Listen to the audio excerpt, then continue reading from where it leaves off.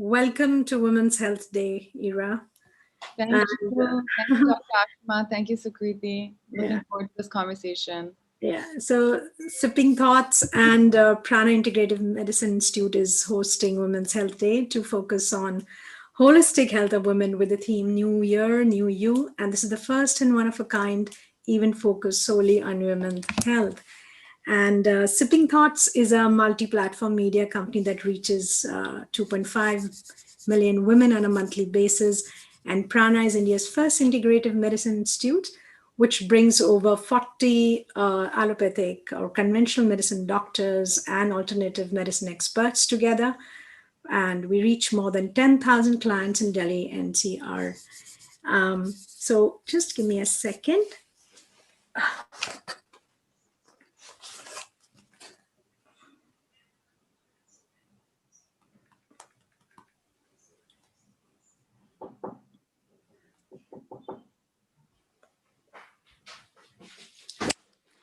So yeah, I'm back. There was some connection problem. Yeah, right. It's not moving. Fine. So I'm Dr. Ashima Shukla, founder of Prana, the Integrative Medicine Institute, and I've been practicing integrative psychotherapy and mind-body medicine for over 2 decades. And I'm delighted to join Ira for a conversation on holistic approach to healthy life. I would now like to introduce our speaker, Ira Trivedi. Ira Trivedi is a best-selling author and yoga acharya. She has written 8 books, including fiction, non-fiction, and children's book. Her book, India in Love, Marriage, and Sexuality in the 21st Century, is a landmark book on India's new social revolution in marriage and sexuality. Ira is a master of yoga or yoga acharya. She has 2 yoga shows in India, including one on Doordarshan National, India's national channel, and on India Today. Welcome, Ira. It's such a pleasure to have you here and, have a conversation with you on holistic health, which is so very dear to me also. So let's begin with a very simple thing, which is all about holistic medicine. What is holistic wellness for you? Dr. Ashma, I'll tell you, you know, how I became addicted to yoga. Okay, it didn't come from actually being part of a yoga class. It came from when I understood what a yogic life was, which means that it wasn't just doing your asana practice. It was about eating in the right yogic way. It was about approaching life with the philosophy of ahimsa, or no harm to any being or anyone. It's about bringing all aspects of yoga into your life, not just one, which basically led to which is holistic. So this is what led me to really embrace yoga, was when I began to understand yoga as not just a physical practice that I can do with my body, but when I began to understand yoga as a mental, spiritual, and holistic approach towards not just even health, but towards life, a Yeah. life philosophy. Yes. And this is when yoga can really begin to transform you, when you begin to understand all of it.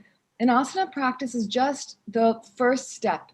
It's like the outer layer, because if the body doesn't feel good, if you're bloated, if you're acidic, then the mind automatically doesn't feel good, right? You get Right. more upset, you get more, you get more angry, you feel more scared. So what you eat plays such an important role in your emotional health. But even that I began to understand only when I began to actually feel my body through yoga practice. So right, Ira, because I think there is a strong connection, and now there are so many scientific research papers saying the mind-body connection. You know what you are doing, especially through yoga, and how it impacts the mind, and again how we take care of mind that shows on how our physical health is. So you teach yoga in a very different way, and what is unique about your methods, and why is it getting so many people hooked?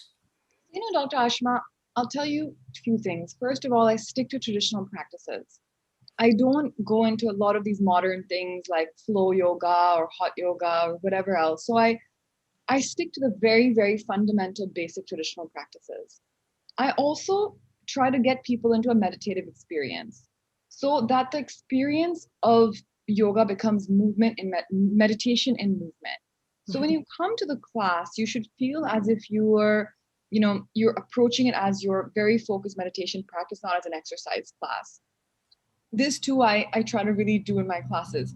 They are vigorous because I feel like in this modern day, sometimes people need that vigor in their practice because of the lack of movement in general, especially during lockdown.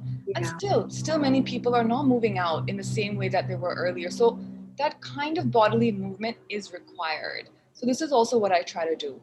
I try to make the class physically rigorous so that you actually feel like you've had a quote unquote workout, that you've met your cardio goals, all of your whatever your calorie goals, but at the same time it's a focused and meditative practice. Yeah, that's so beautiful because, and it's so essential. You rightly said, with COVID, I think the lifestyle has changed. People are indoors.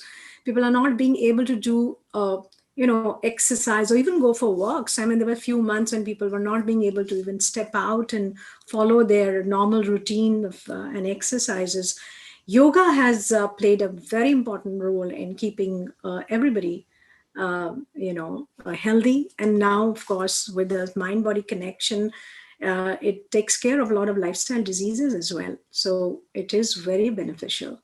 So, what would your advice be to people who haven't picked up yoga as part of their health regime? And how can we convince more people about the benefits of yoga, especially those who are used to different kind of workout, they workout routines like some people even so many people come to my sessions and consultation when they say, oh, we can't do yoga, we like to run or go to the gym.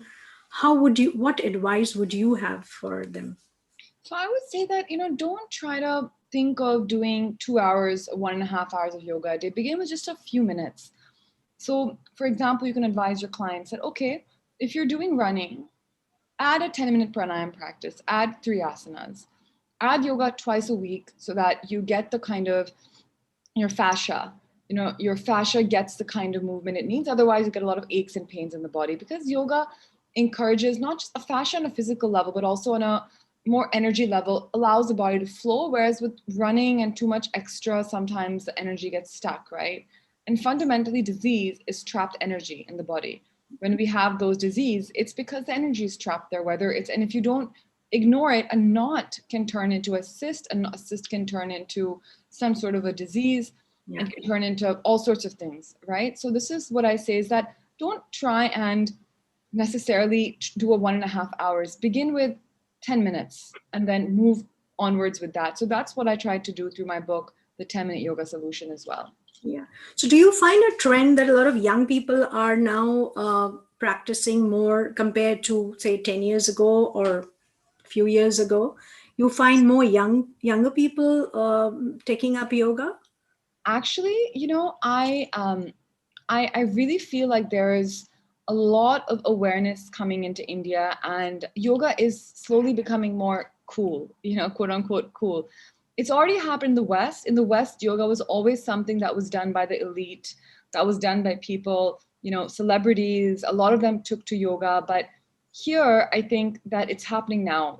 When we were younger, everyone, including me, always thought about yoga as something our grandparents did, which was slow and boring. But now I'm seeing an entire generation of people who actually think yoga is quite cool. And and a lot of young women are seeing yoga as as a profession, which is a very good thing. So it's not just a way that you can, you can do it yourself. You can also perhaps have a career in this field, which I think is wonderful, right? The more we can do that with our practice. So I I really think that in India, the floodgates are yet to open when it comes to yoga. And also related to this, do you find more men practicing it because we've noticed a trend that men prefer going to either to the gym or they run. Do you find that it's shifting? There's a a mind shift in people and adapting more of these yoga and meditation classes and sessions? That's a great question, actually, Doctor. You know, earlier I would say, yoga is in the West. Yoga is thought of something very feminine. It's always thought of something that women do. For whatever reasons, it's just the way that it was. It was popularized there. Celebrities did it. said it's mostly for, I mean, it's just the way that, you know, I guess in the US and in the Western world, a lot of advertising, you know, advertising plays a lot of role in everything. But in India, it's always been actually, yoga has been a very masculine practice. If you see all the yoga gurus, they're all male, you know, over here. So it was, and you know, you'll have yoga always divided by sex. Even till today, in a lot of the yoga institutes, you'll have classes for girls and classes for boys. So in India, it was always a very masculine dominated actually practice. But now it's we're moving more towards the Western world. And this, I think, is quite interesting, you know, and I'm seeing that it's more women and men are coming, but it's more towards the West, where it is becoming something that women feel is good for their health. Yeah. And have you seen a trend in the last 8 months with pandemic, you know, the global pandemic that happened? Of course, so many people started online sessions and classes for people. Do you find that there's been a surge and there have been more people who are understanding that how relaxing it is, how if you can't go out, you know, they've just fallen in love with yoga? Because I hear so many people who have really now become so addictive to yoga that they follow a routine every day. I mean, so have you experienced something like this? So, you know, Doc, let me tell you something. Actually, this is something which, you know, I think is quite a story. That, you know, I actually, you know, we had classes offline and the pandemic pushed us to go online. And once we went online, we actually started an entire live yoga studio online, you know? So our business went from being entirely offline to entirely online, which was fantastic because now we had people from all over the world who could join in. We could have teachers from all over the world join in and share their practice and share their knowledge. And it was such a good thing because people could log in from the comfort of their homes for a yoga class. The commuting time, the excuse, you know, the excuse and all of that. It's you know, that, oh, there's no yoga teacher close to me, which is a real excuse. There's no yoga studio next to me. I don't know how to practice. Yeah, I've gone through the window. Now everyone can start, right? So this began to happen. Accessibility of yoga became immense, which earlier wasn't there at all. So I actually think that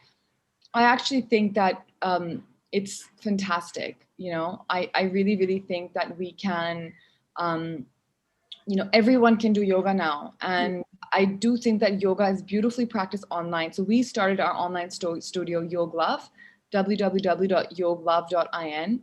So for all lovers of yoga. I And think there's a greater reach now and more people, because you're so right, Ira, because a couple of years ago, you know, when I would recommend people who are going through chronic stress or certain lifestyle diseases like diabetes or hypertension, you know, if I would recommend, because I believe in this, because it has a scientific evidence now, that you please, you know, practice yoga regularly every day or practice meditation. They would always, you know, give excuses that, oh, we can't, the timings don't suit, or, you know, we don't have a good teacher. But now it's so easy. And I find a shift and people practicing, and also the results that are showing, and it's benefiting all these patients who have diabetes or even hypertension. So it's so beneficial. And I just wish more and more people can practice it. And it's you're right, it's so easy to practice now from home with good programs. yeah, exactly, which is amazing. This just wasn't possible earlier. Yeah. So what is your daily regimen? You know, what do you do? I mean, what's your routine like? You know, so I'll tell you, doctor, it's my routine these days, I'll tell you, because I am leading a 7 a.m. live meditation, which was it was very similar. It was New Year, New You. Let's begin the year with a meditation practice. So we have a wonderful group of practitioners who comes together in the morning and meditates. So it's a wonderful way of waking up early, you know, at 6 a.m., getting ready, doing my own small practice, taking a bath, and getting on and leading this meditation. So this has been something really nice for me to do, you know. Yes, initially the body would grumble, saying that in the winters, why am I subjecting myself to lead a meditation in the morning? But Yeah. it's been so beautiful, and the body takes very short time to adjust and adapt. So Yeah, this is, so right. So right. You're it's absolutely not right. like yes, it is difficult. For 2 or 3 days, you'll be in a slightly upset mood. Your body may not feel great, but the minute you just stay with it, then a lot of things change. Yeah. Then I usually end up doing a yoga practice. Once the meditation is over, I'll spend about maybe, I spend about an hour doing some work actually in the morning before I do my practice, so that it's out of the way. Anything urgent for our online studio, Yoga Love, setting everything up. And then it's a digital company, so where everyone is work from home from all over the country. So just tying it all together. And then I usually do my practice. So I'm peaceful for my practice. I'm not feeling as if I have to finish and rush and do something. So for everyone, I want to give this advice that when you choose your yoga practice time, choose a time where you can be relaxed. So if you're a mother, then morning may not be the best time because you have kids and you have to send them to school. So I really think that this is something that we can do. And I think it would be wonderful. So I usually do that. And then I have two meals a day. I have a brunch and then I have an early dinner. So I follow a yogic diet. And so my first meal is usually between, I would say 10 and 12, depending on various things. And it's my bigger day of the meal. So I try to follow, I would say 80% of my diet is plants, actually, not even, not even, you know, I actually haven't had rotis for quite a long time. I would say, we do various courses in our online studio, and actually we have a weight loss and detox course, and we have one coming up in a few days actually. And in this course, I actually started following the diet as we did the courses. So this is actually quite interesting. So I knew this diet was a good one. I've done it. So now, and we do this course very often. It's a detox month-long program. So I would do the program, and along with everyone, I would start following this regime. And then I felt so good following this regime. So then when the next one started, I started following the regime along with them. So as I was doing the weight loss and detox, I was also following this. So I got a real-time experience of what everyone was going through. And now that diet has become a lifestyle.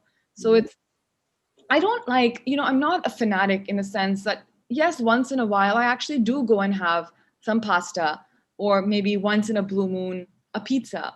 But when I usually have it, I do it also, I enjoy it, but the next day I always repent. I always say, man, if I'd had my soup and my salad, then, I'd be feeling different. So but it's a conscious choice. It's a conscious choice that I have. I do eat rice, Megha, like I'm looking at some of these questions as well as I'm answering this. I do eat, I eat quite a lot of khichdi. Like if I feel like I need something more substantial, I'll eat khichdi. I also, I was that person who was having coffee and toast in the morning. I was that person, first thing in the morning, coffee and toast. Now, when I stopped having that toast and that coffee in the morning, then I really felt quite good actually. And, and now I can't even imagine I would do that. But but I sometimes do like some bread. I'll have but I'll try and find a good bread, like a millet-based bread, a buckwheat bread, or a rice flour bread, an almond flour bread. So I'll just try like other kinds. And now, you don't even have to make it at home. There's so much available. Right. It's not even as if, you had to, and because I run a full-time studio and I teach, so I need to kind of, it's not practically, I found the right suppliers now. I spent some time, figured out that this person does some good stuff. This is also affordable. This is good and affordable at the same time. So I have my various people who I get my things from, and I use it. Actually, and I think I have another answer, but how do you substitute coffee? So I actually, so a lot of us begin our day like this with chai and toast, but I promise you that if we don't have it for like a week and try something else instead, for example, have an apple, like a cut apple, or just have some nuts. Handful of nuts is also great, and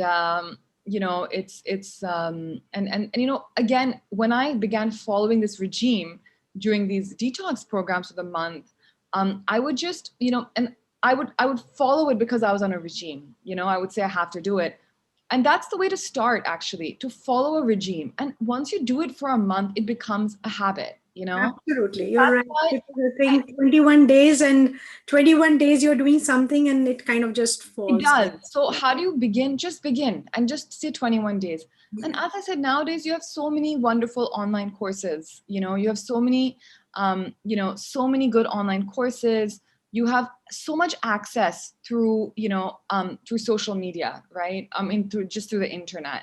So this is what I feel is really important, is just to kind of be able to make that commitment.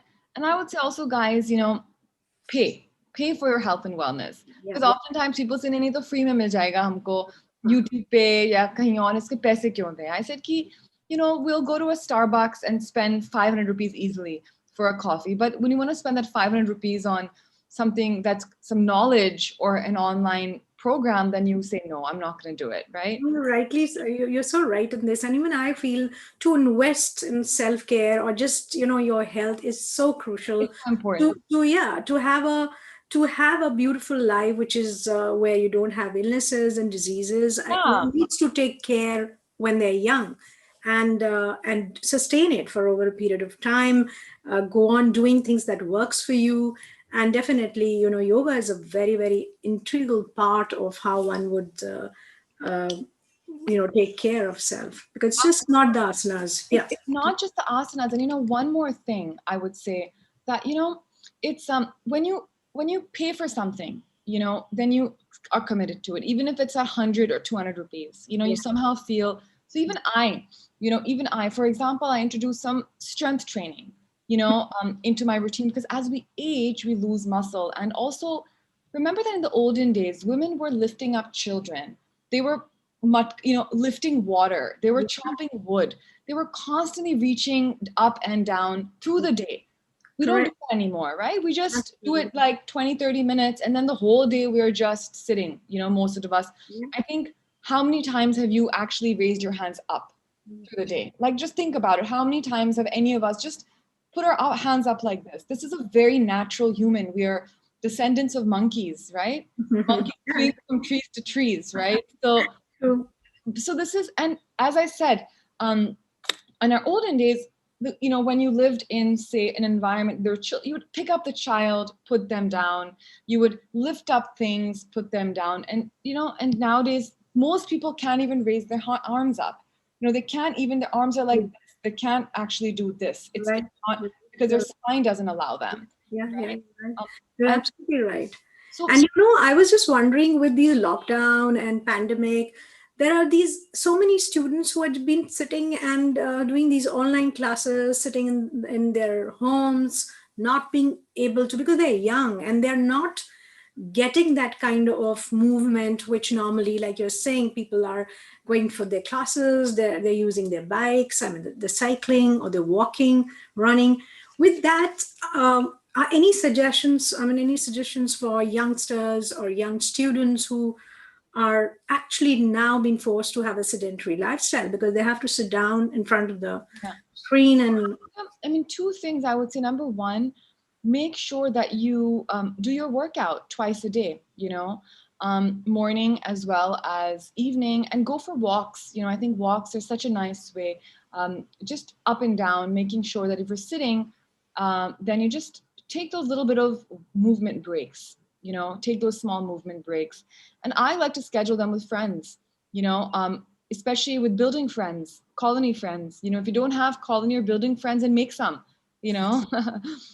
definitely make some. And then this becomes a really fun time. How we used to do as kids, right? Yeah. Like, colony and these days kids are more isolated, but it's good to do that, to have those colony and neighborhood friends, even for us at our age, having those friends.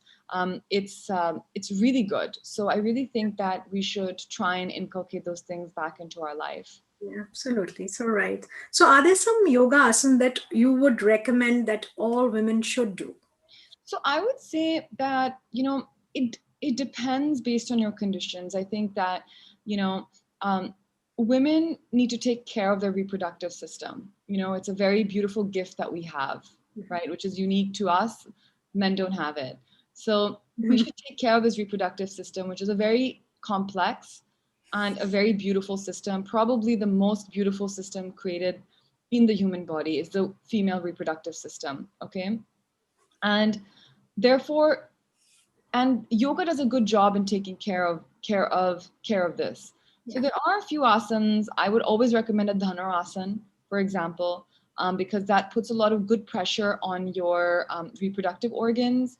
I would also say the whole, sarvangasana, which is a shoulder stand, which can be difficult for some, but you can use props to help you do it. Sarvangasana is really lovely. I have always been a huge fan of sarvangasana because of the benefits on the endocrine system. But make sure you do the sarvangasana with the halasana and also with the matsyasana to basically balance out any strain on the neck. Yes. So I would say these are the kind of few asanas that I would advise for all women. Thank you. So as a mind-body medicine specialist myself, I always say wellness and mindfulness is a living process day in, day out. And thank you for your tips on holistic wellness and making yoga part of our daily lives, especially for women. And it was really very interesting and to have a conversation with you. And thank you for sharing these tips and your insight and your journey with yoga as an integral part of your life. It was a pleasure to have you being part of the Women's Health Day today. So I thank from both the Sipping Thoughts and Prana Center for Integrative Medicine. Thanks, Ira. Thank you, Dr. Ashma. Looking really forward to connecting with you and Thank you. doing something together with Prana and yoga and Ayurveda yoga, bringing it all together.